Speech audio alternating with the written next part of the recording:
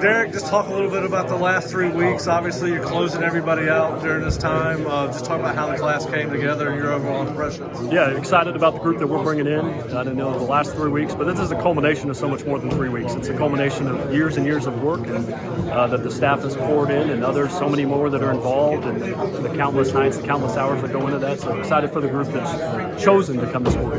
Yeah, all right, you guys had several players like Cam and Luke that were committed for a long time and really became leaders for this 2024 class. Talk about the important role they played and how they impacted your ultimate success. I think it's so much more effective when guys hear that from their peers as far as, hey, these are the reasons and decisions why I chose to come to Florida State. And, as soon as you get those like-minded people, language is a force multiplier in the sense. And so hearing from a couple guys their own age, as well as the vision that we're selling and the proof of concept, and that's truly when you get cooking on all cylinders. It's gotten more difficult. We hear roster management a lot, which you didn't hear very much up until the last 2 or 3 years. As Coach Norvell said in his press conference, it's kind of fluid. You're still not sure. I mean, where do you go from here? You still have guys who's recruiting in high school, still attacking the portal. You still got guys that may or may not be in the portal from your side of things. How do you manage that on a daily basis? Kind of just talk about the challenges that you face with that. Things are changing from day to day, right? Yeah, in a couple different ways. Obviously, you're trying to anticipate as many moves as you can for planning. You're trying to never be in a reactive state and proactive as much as you can. But when something does occur, are you going to react to that situation? At the same time, you want to have a model in place to, hey, a couple years down the road, but is that person necessarily a fit to where you can win next year? Because now everything with the portal, the net, roster management, junior college, high school, how can you win the very next year? And so how can you field the very best roster that's going to help you win for this upcoming year in 2024? That's what we want to do.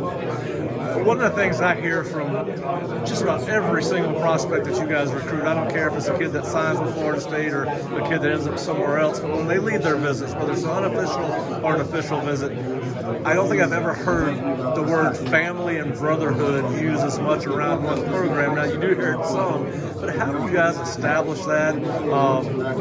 It seems like even with kids that maybe are not hot on, they leave here with a special feeling. How do you guys go about establishing that, and how do you credit that to? I think you just have to be a genuine person. And I think a lot of times we get wrapped up, the older we get, we forget what it's like to be 16, 17, 18 years old. And, they're a lot smarter a lot of the times than we give them credit for. And we know what it was like to be that age too. Like, you could see through a lot of fake BS, for lack of a better term. And so being that genuine person, being authentic and being who you are and not putting on necessarily a show, just to act accordingly and just realize yourself and trust in that process, and that's going to win out over time. Now, obviously, you have an NFL background. I'm sure things have probably changed in college football since you were at Oregon State, then you were in the NFL. Kind of how much is with the portal, and how much has college football become more like the NFL? Yeah, not so much of an NFL background for myself as others that I've been around or being able to. But as much as the portal has changed things, it's still about acquiring the best talent. And how can you acquire the best talent? Because you want to field that best roster each and every year after that. So if there's someone who's overly available that can improve your roster and you have space to do it, we want to make sure we can.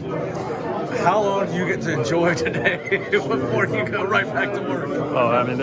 Today's over. Let's get on to the class of 25 and close out some of the 24 that we still have left to do. Thanks, Darrick. Thank you.